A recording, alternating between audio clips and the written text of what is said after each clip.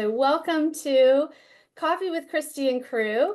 I would like to introduce you to Philip Pasma. Philip is the founder of Asterisk Marketing, a real estate-focused agency specializing in pay-per-click, SEO, and strategic marketing systems. He has over 10 years experience, and he manages an over 300,000 annual ad spend. He specifically works and helps with agents and teams to scale data-backed strategies and get serious ROI. So today I'm going to give you the three things he's going to cover, but I think he probably has enough material for an hour. So he has generously offered that he's going to share his slides with us, and we will share them with you in case this feels like, this is too much. So I think we're going to talk about how to structure high converting Google ad campaigns for real estate, keywords, copy, landing pages, budgets, best practices for tracking and optimizing ROI, and ongoing refinement strategies. How do I analyze it, test ads, things like that. So I am going to let Phil take it away. Philip, will you put in the chat your website also so that if people want to follow up later, that they can schedule time with you? And then I will let you just take it away. Awesome. Thank you so much, Christy. All right, I dropped my the website if you do want to reach out to me, any more information about anything that we talked about today.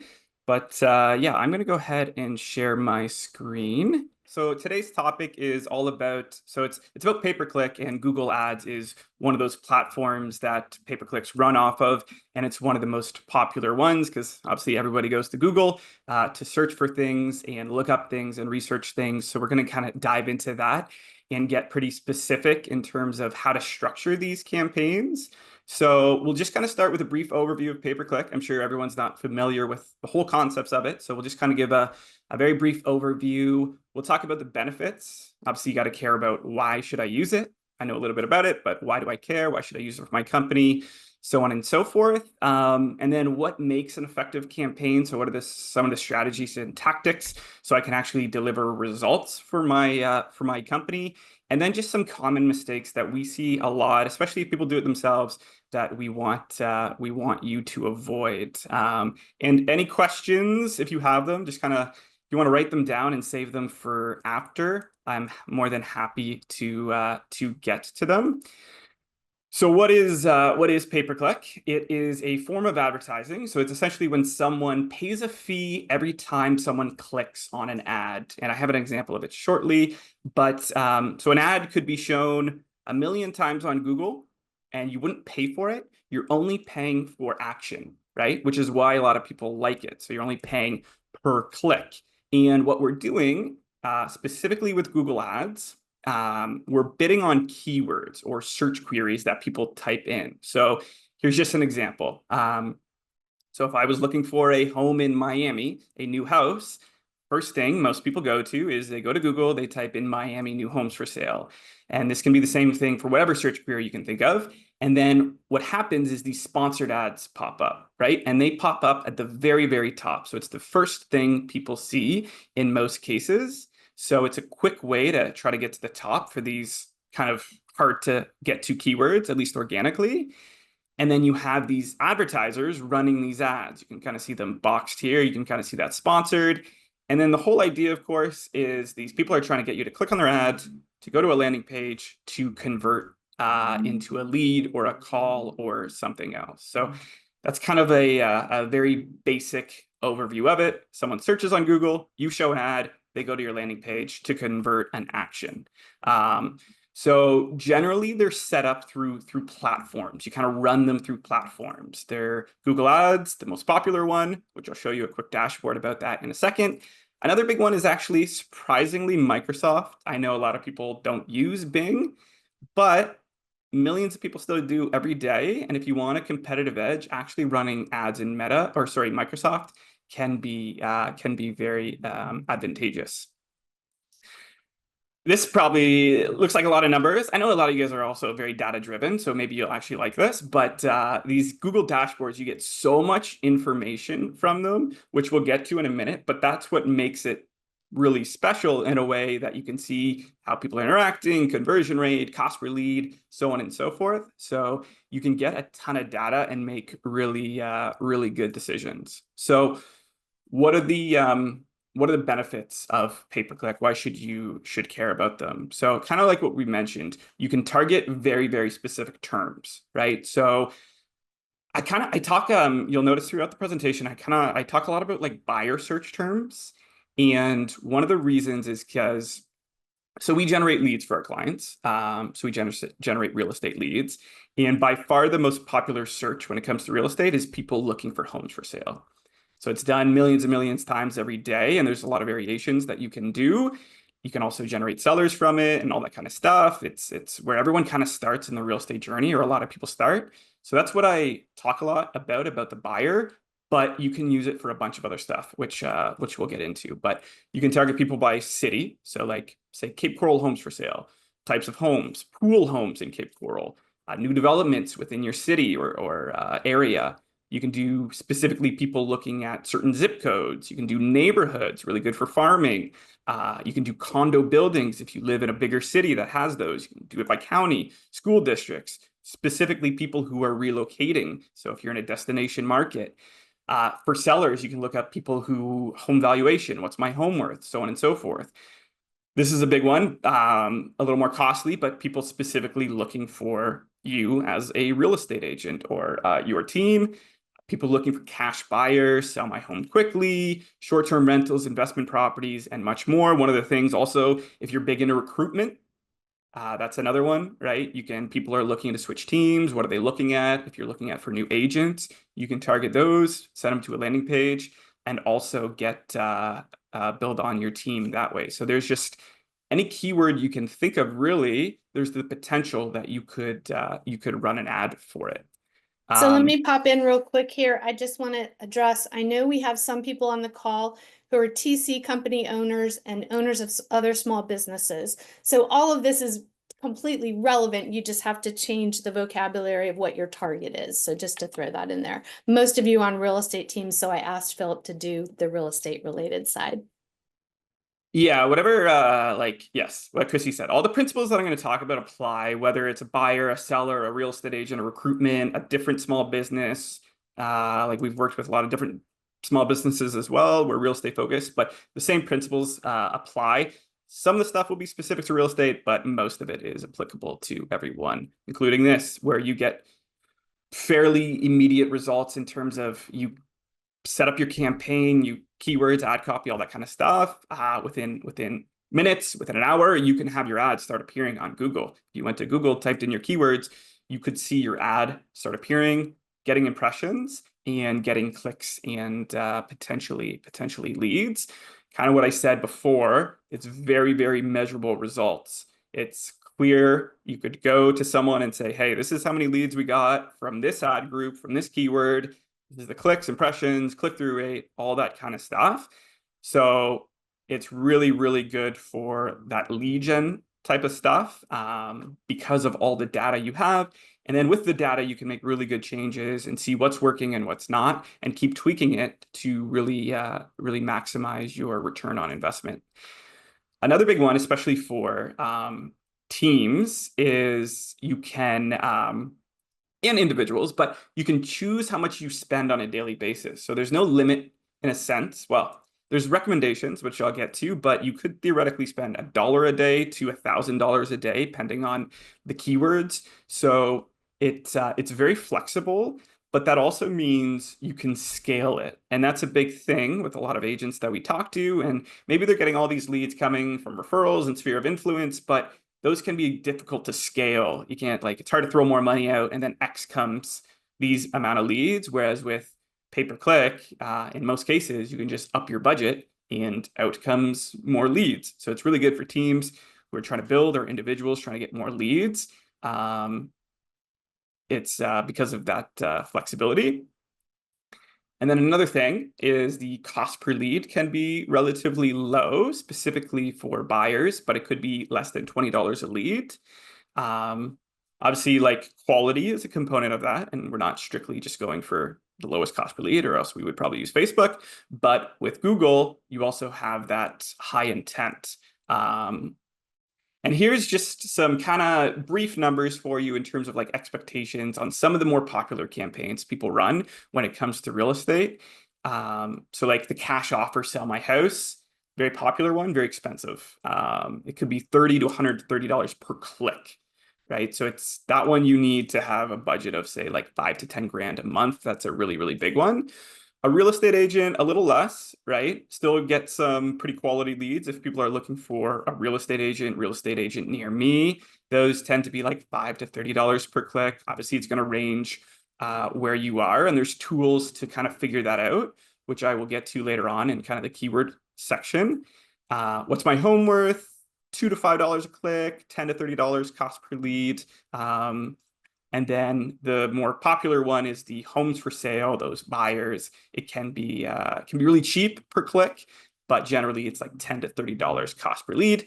And that's, again, it's kind of nice when we're talking with people and agents because they can be like, hey, my budget's $1,500. How many leads can you expect? And we can kind of give them rough estimates. So for planning, it makes it really nice.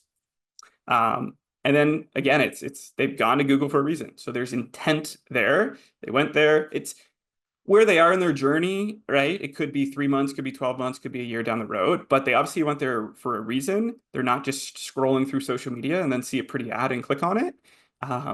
They're going to Google for a specific reason. So there can be really, really good quality there. So those are kind of the reasons that we like it, why other people, real estate agents like it, or companies.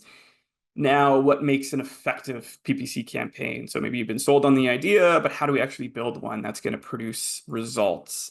So one of the big things is having the right website, right? You can't just drive it to any old website or more specifically a landing page. You kind of need to have the right tools.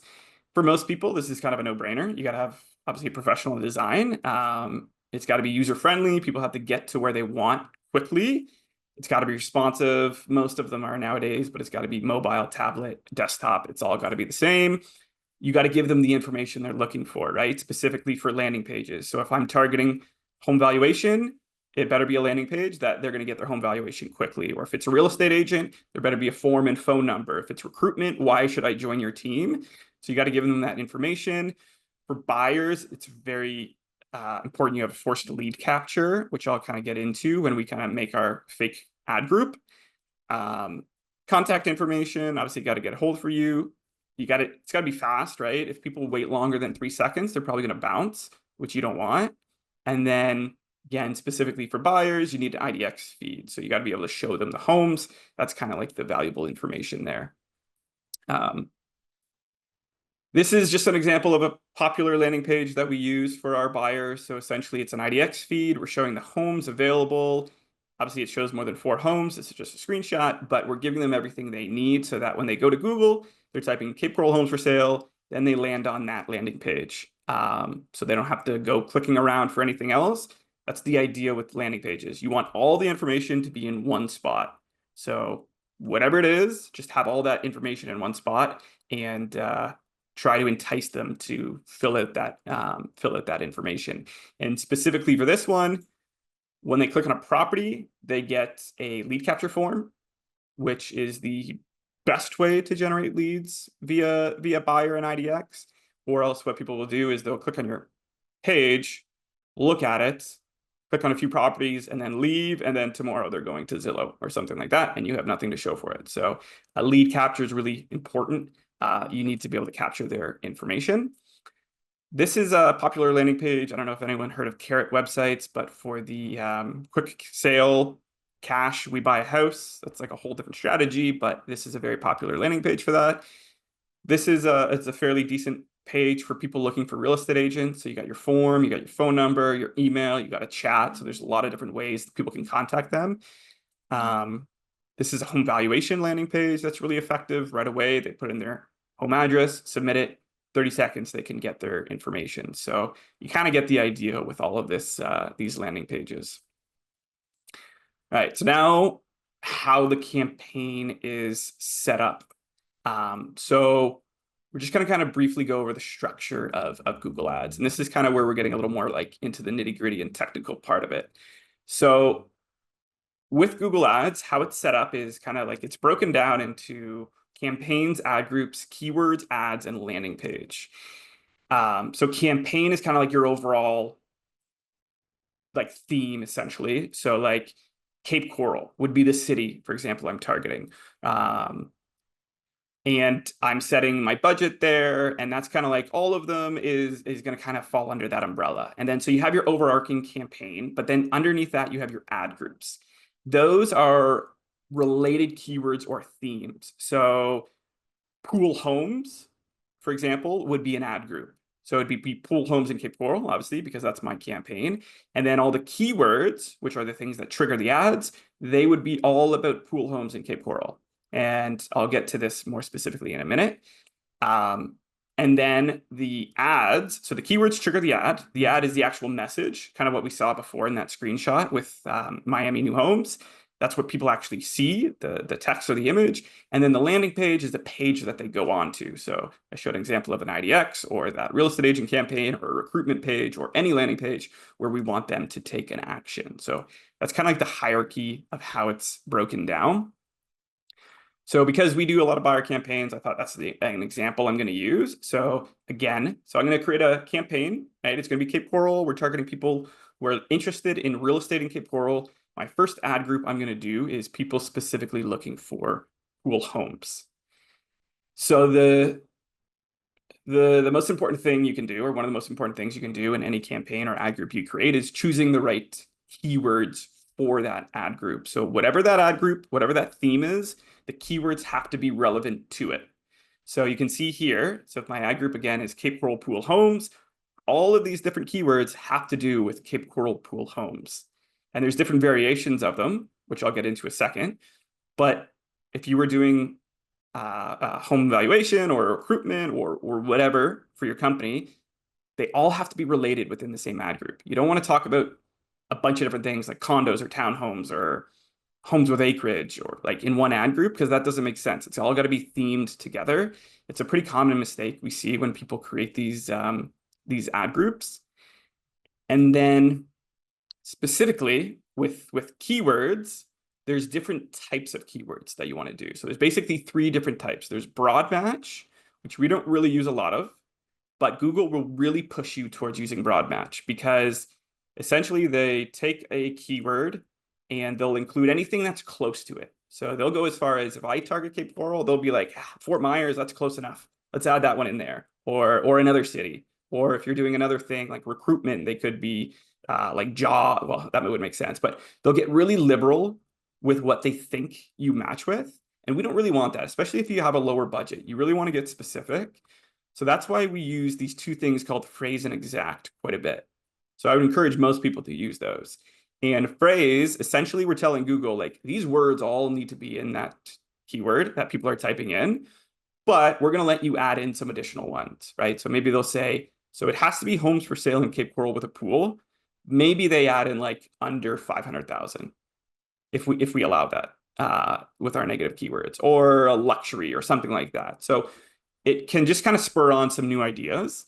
And then exact match, essentially, we're telling Google, we only want these keywords. We don't want anything else, right? No additional keywords, none less. It could slightly be varied in how they, like, it may not be exactly like this. The words might be different in a sense of where they go, but we're basically saying it's got to be the exact keyword. So for most people, like, that's a really good strategy, is just do exact, because you're not really going to have to look for search terms too much, because they're not going to get, they're not going to go off those. And then again, kind of what I said before, just use similar keywords. So if it's about pool homes, only about pool homes, right? If it's about condos, only about condos. If it's about recruitment, only recruitment, townhomes, so on and so forth. Don't mix and mingle. If you're going to do different ad groups for every single theme. So you may end up with 10, 15, 20 different ad groups based on how many themes that you want to create. And then to find keywords, right? You can kind of think logically about what people would type in, but you can also use 2 cool tools that I like. So you can use ChatGPT, right? Their free plan, or Gemini or anything like that. And then you can also use Google Keyword Planner, which I'll show in a second. And here's a prompt that you could use. So I always like to tell ChatGPT, like, you are this person. So I tell them you are a PPC specialist. So hopefully they act like it. Craft an ad group targeting people looking to buy a home with a pool in Cape Coral, Florida. Give me ideas of keywords. I only want exact and phrase match to target. Give me 5 to 10 ideas. So it's going to spit out some pretty good ideas. I tried it before. And again, you can use this with anything. So just change, I'm creating an ad group looking to advertise this business or this service or whatever. And it will give you some ideas. And then if you want like real statistical data, Google Keyword Planner is really, really good. And this is, I don't know if you guys like touch on SEO or creating content or any part of that, but it's really good for that too, because it tells you specifically how many people are looking for that keyword per month, tells you the change over 3 months, the over year. It tells you how competitive. It tells you how much those could cost too, which is pretty neat. So it's a really good tool to use, and you can actually only access it if you have a Google Ads account. And at the end of the slide, I have like a bunch of links to different videos where you can kind of learn more about these subjects.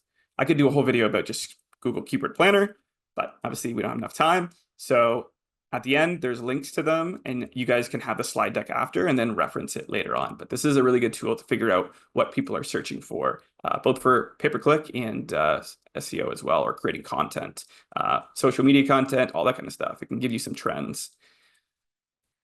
Okay, so we have the right keywords. They're all matching. They're all relevant. We now need to craft an ad that is relevant and gets people to click on the ad. So here is an example of one of those ads. So you can see specifically, I'm talking about pool homes. So whatever that person types in, right away, they're like, pool homes for Cape Coral. That makes perfect sense. I have like a little make a splash in your pool, some like CTAs, features, all that kind of stuff. I got a phone number that they can call, super important. I got these kind of like site link extensions. Maybe they're like, yeah, I want a house with a pool, but oh, I should figure out what can I afford. So maybe they click on a home valuation. So these are the site link extensions you can do. So you got to make it highly relevant to whatever they're searching for. And here's just some kind of tips to do that. So a lot of what you do in this is when you go through the process of creating a Google Ads account, which I have another video where I actually go step by step creating a Google Ads account. So I kind of go through these things with you and how it actually looks like in real time. But you want to create as many headers as possible, right? So we're basically feeding Google information, and it's going to create an ad for us, and it's going to look like something like that.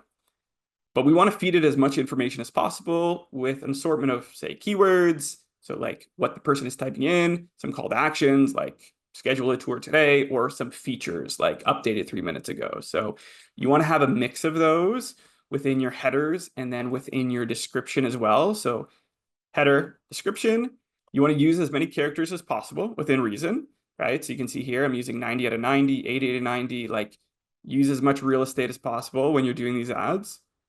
And then there's those other things that I kind of talked about with, you can use callouts, site link extensions, phone extensions. You can actually add your Google business profile to it and can see your ratings and so on and so forth. So when you kind of go through that process, if you watch the video, there's just like some additional things you can do to really make your ad stand out. And a lot of people just kind of stick with headlines and descriptions, but we want to use those site links, those structures, those callouts to really give Google as much information as possible to get people to click our ad in whatever we're doing. And then again, love to use AI for this kind of stuff to kind of spur on ideas. Here's a prompt.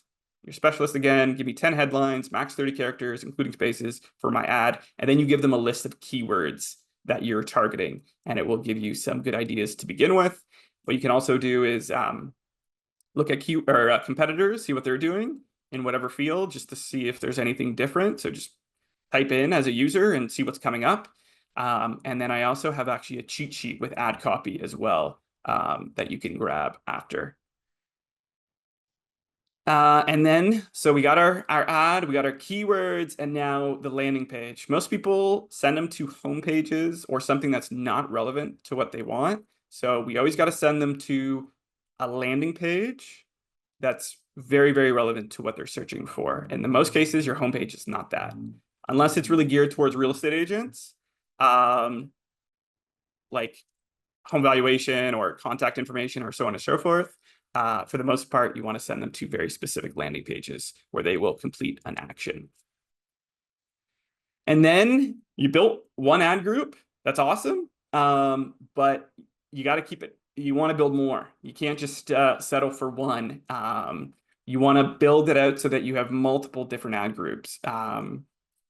Specifically for buyers, it's super important, but either for other campaigns too. So maybe you're targeting real estate agent in Miami, but then you could do real estate agent in a specific area or surrounding town. So because not everywhere is going to convert at the same rate. So you want to have options, right? Whereas if you only had one ad group, like it's either a bust or you make it or it's a bust. And then you're like, this doesn't work for me. Whereas you could have added more ad groups, targeted more things, and could have had much better results. So you really want to try to build it out as much as possible to give it options. Obviously, budget is a consideration, but you could easily build 10, 15 ad groups with a very small budget. And then just quickly, some additional things to just consider in setup. Conversion tracking, like we all kind of like the numbers that you saw were all based on conversion tracking. So that's pretty imperative to setting up a Google Ads.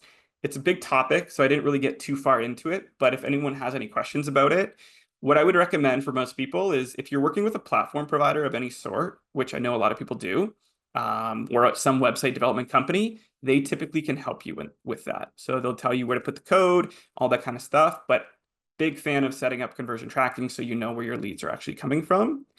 And then one of the things you're going to have to do is you're going to have to set your bidding. So how Google works is it's bidding and quality score. So like if you have good keywords and ad copy and landing page, Google really likes that. And then you also have to bid. So you have to tell Google like, hey, I want to pay this much per click or this much per lead. And what we kind of lean towards is if we have conversion tracking set up, we usually use a bidding strategy called max conversions to start. And we're telling Google, like, get as many leads as possible within my budget. Or if we don't have conversion tracking set up, which is rare, but if say you don't, you just can't do it. Max clicks is like, Google, give me as many clicks as possible, and then I will check the CRM to see what leads I got. So those are kind of the bidding things that you want to look at, which you would have to choose. And then quickly, there's I have a list of negative keywords that I've provided with at the end of the slide. But negative keywords is basically telling Google, these are the words we don't want to show up for. So they'll sneak in there, right? Like when it comes to buyer, people will do like free or rent or cheap or abandon, all these kind of things. And we're like, we don't want to show up for those. So we just give Google a list right away and say like, we don't want to show up for any of these keywords. So don't even bother showing them. And you can make a huge list. And so we really recommend doing that right away. And then there's also like some income demographic targeting you can layer on. So you can target actually people by income. You can target people if they have a family or not. You can target them by education, if they're in the real estate field. So if you're targeting people looking for an agent for recruitment, there's a lot of different demographic targeting based on education that you can also set up if you really want to get specific with your clientele. All right, so that's kind of how we sum the setup. And then now we'll just kind of go to what do you do now that your ad campaign is running? So how can you actually change it, make tweaks to it so that you start seeing results? So this is the dashboard, which we kind of saw already. And I'll just kind of go through some of these columns in it. So we already know what campaigns are, but what are these other things that they're talking about? So an impression is how many times someone's seen your ad. Doesn't mean they took action. It's just how many times they've seen it. Again, we don't pay for these. So it could be 1 million. Great. I mean, usually we don't have a lot of clicks. Usually means something is wrong, but we're not paying for impressions. We're paying for interactions, which is if someone actually clicks on our ad or if they call us. So that's the interaction. The interaction rate is essentially interactions divided by impressions. So it's just that percentage of people who actually did something. The cost is the cost per click. So how much it cost us to actually get someone to our website. Again, that's going to vary based on what keyword you're targeting. Could be $1, could be $30, depending on what it is. The cost is how much you spent on that particular campaign throughout a set period of time. The conversion is the number of leads you generated, or calls or sales. The conversion rate is a lead, or is the percentage of clicks that led to a desired action. So yeah, how often people are converting. And then a big one for us and for a lot of people that we deal with is the cost per lead. So how much is that lead actually costing us? That's what a lot of people want to know. A lot of agents, how many leads, what's the cost per lead? And we try to balance those two things between number of leads we're getting, cost per lead, is it low enough? And then quality of lead as well. Like, are we getting the right type of person? So obviously it's important to know that information, because when you're doing things ongoing, you kind of need to know what those means, right? So one of the big things that we like to do, or you should be doing when you're running an advertising campaign, is what are the search terms? So there's a difference between a search term and a keyword. A keyword is what we're telling Google we want.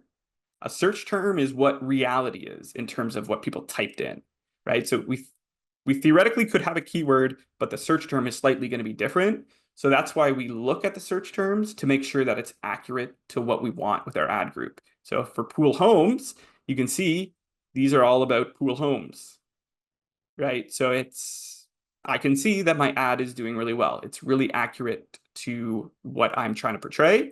And that's the same thing with any ad group you would do. You can kind of get ideas too from this, like houses with pools and hot tubs. So this is kind of where you have that phrase match. So maybe it spurs a new idea. And maybe I create an ad group of people specifically looking for pools and hot tubs. I don't know how popular that is. Maybe it is, but it can give you some ideas to create different things. And that's why phrase match is kind of nice. But you want to do this on a semi-frequent, like daily, weekly basis, just to make sure that your ads are showing up properly for the right stuff.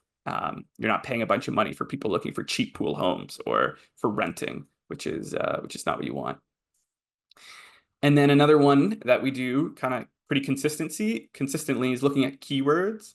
So we got our keywords, but now we want to look at how they're actually performing, right? When you run it over time, say 30, 60, 90 days, with conversion tracking, you can see that like this keyword is costing $14, where this one is costing $8. So maybe it makes sense to pause this one because it's $4 more or $6 more, right? So you can kind of make those adjustments because you have all of this information available. So that's something that we do on an ongoing, regular basis.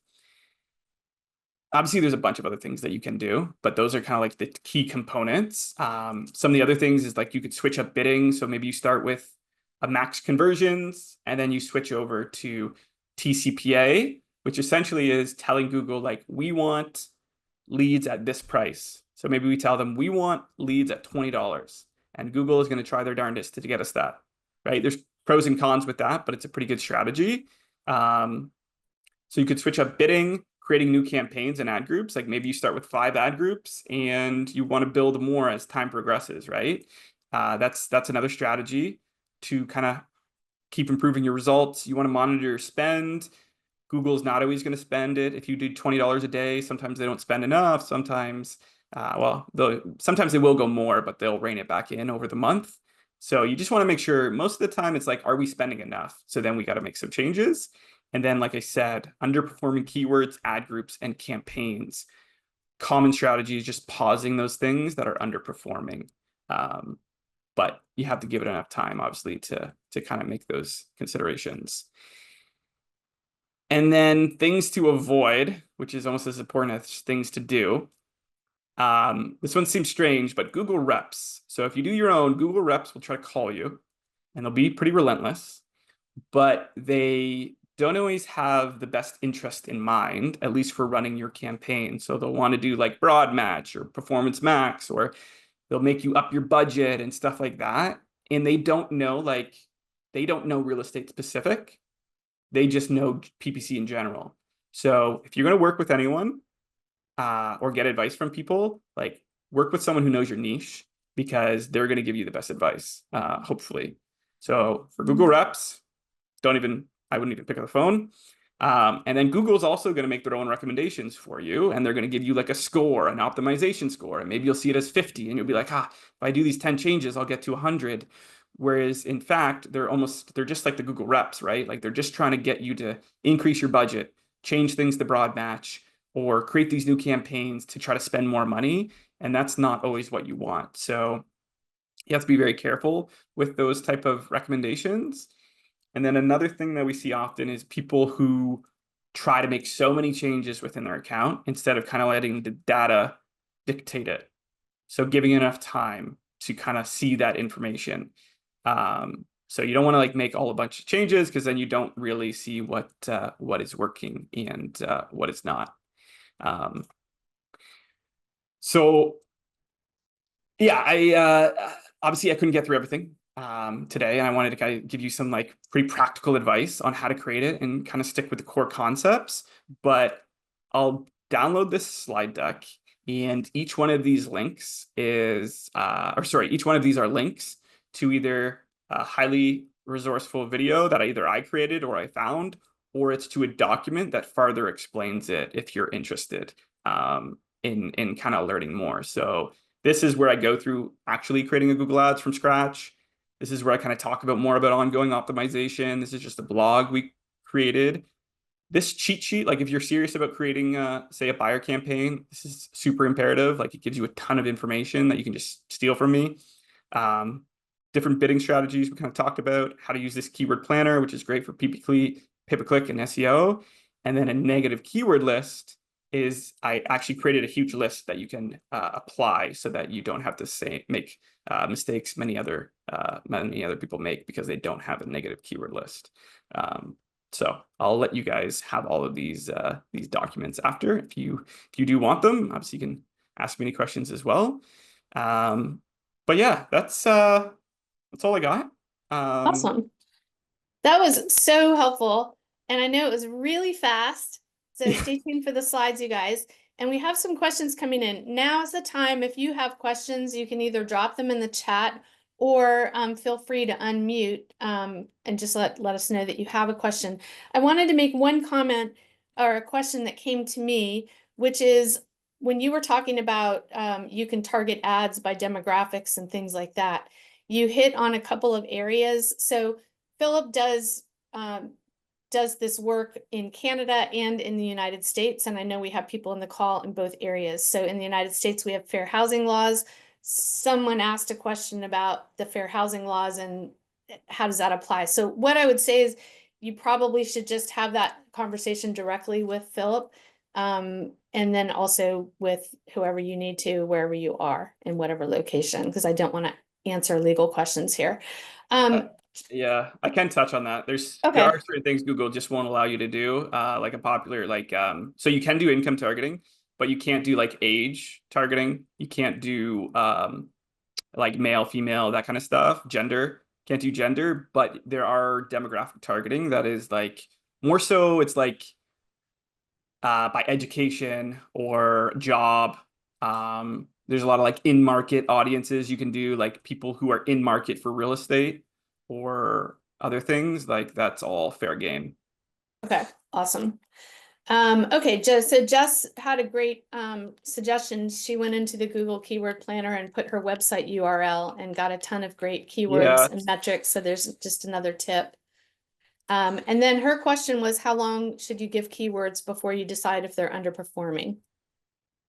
Yeah, it's a good question. So it's somewhat dependent on your budget, right? But if you have like a high budget, if you had like $5,000 a month, you could probably learn it after like 30 days. Depending on also how long it gets clicked. These are a little bit tricky questions because it's not like a hard and set rule that it's like if it's a cost per lead of $50, then it's underperforming. So I think if you usually it's like at least 30 to 60 days we give most keywords, regardless of budget, to determine how it's doing. Okay. And then another question was, is there a monthly sweet spot on how much you should spend each month? As in, if it's below a certain amount, Google won't even really touch it. Yeah, again, kind of specific to what keywords you're targeting, but for most clients that we run, it's at least $1,000 a month, is what we found the sweet spot. Not to say we don't have people spending less, and you can for sure, but we found $1,000 usually is a good start for most people, for most companies. Okay. Next question, great question. So Annie's in a very small state in the United States. What if your target area is very small? How does this affect how your campaign runs? Sometimes you got to get a little creative when you're targeting a very, very small area. So that's kind of like where maybe there's not a ton of search volume. Potentially you have to use Microsoft Ads, which is basically the same as Google. They just duplicated it. Or you have to use campaigns like I didn't really get into, but Performance Max is a campaign where you can target people who like via their Gmail, display. There's a bunch of different ways you can do it, and Google usually has no problem spending that. So it can be a good way in smaller areas. Okay, awesome. Anybody else have questions for Philip? You can unshare your screen if you want. Oh, sure. Awesome. No more questions? You guys, this is like the guru. I know it's very technical, so what I went into, but Well, I told him that you guys were technical and you want all the details, so it's it's one of hard to those do the things. details in 30 minutes though. It is, and it's one of those things you just kind of have to try to do it, and then you kind of like start realizing what I'm talking about. Like I could talk to you for an hour, but unless you actually do it, Okay, so let's close then with me asking you two questions. If I haven't done this before, I'm like, I know we need to do this, but it feels really overwhelming. What's one thing I should walk away and do? And then give me the opposite question, which is, I've actually been doing some of this. What's one tip that could level me up? So for the first one, what should I do if I'm interested in doing it? I would say look at those resources within the slide. I think that's a really good place to start, because it kind of goes more in depth about what I couldn't all cover here today. Continuing to learn specifically from people, like there's a bunch of people on YouTube who do post videos specifically to real estate. Continuing to kind of learn that way, but honestly, you just kind of have to try it and then take as much information as you can, and then so at some point you have to do a little bit of trial by error. You can't get too And caught up. or Philip's being gracious and not selling himself, but I will share with you, this is what Philip does all day, every day. So if you are intimidated by this, I will tell you one of our coaches for her team actually did a call with him a week or two ago. Philip, I don't even know if you know that she's one of our coaches, but I do, yeah. because she's looking to set up the value prop for their recruiting to make sure that they have enough leads coming in very specifically that they can control, and they've maxed out on their database and all the other things. So that's another thing that you could do, is schedule a call with Philip if this feels overwhelming and like the learning curve is too big, and yes, you pay for it, but your time is worth money. So what about on the other side, if I want to level up, what's a tip? If you're already doing it, and you want to further advance your skills, it is, I mean, well, there's one thing you can do. So you could schedule a call with me. It doesn't like I can do it's not I don't charge people for this, but like just looking at your Google Ads together and kind of going through it and seeing like what works and what's not. I think scheduling with someone who's done it for a very long time, looking specifically at your account is super, super valuable. So I would say that's probably a good thing. And then kind of going back to the other one is just continuing trying to learn from people who've done it in their space, from people who do real estate pay-per-click specifically, because it's much different than other forms of pay-per-click or can be. So I'm Awesome. happy if anyone has questions, like I'm happy to jump on a call, and I don't charge money for just calls and just talking and giving advice. So Okay, perfect. And then we had another question. Does Google Ads favor businesses with Google business profiles? I don't, it's not so much they favor it, but you can add an ex asset where you can actually connect your Google Business profile. So you can show up at the top of the map pack, which is really good, right? That it's a very coveted spot.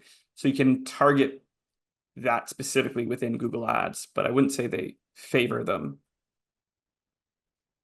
Awesome.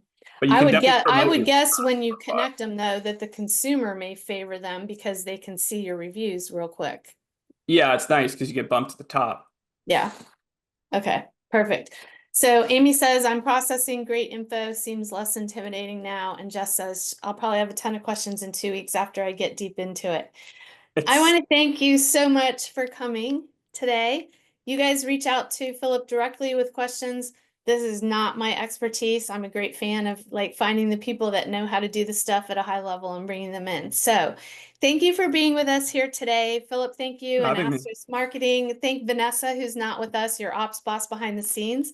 And Right. I'm excited to see all of you who are signed up for the big advance. It is not too late. There are 7 more sessions for $397. It's just a mind-blowingly awesome deal with some brand new material and also some material that's just for you as people. It's not just all about business.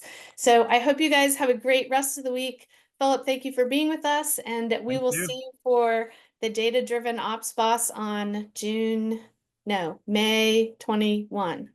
Yes, perfect. Awesome. And I'll stay on in case anybody has any questions. Thank you guys so much. Have a great week.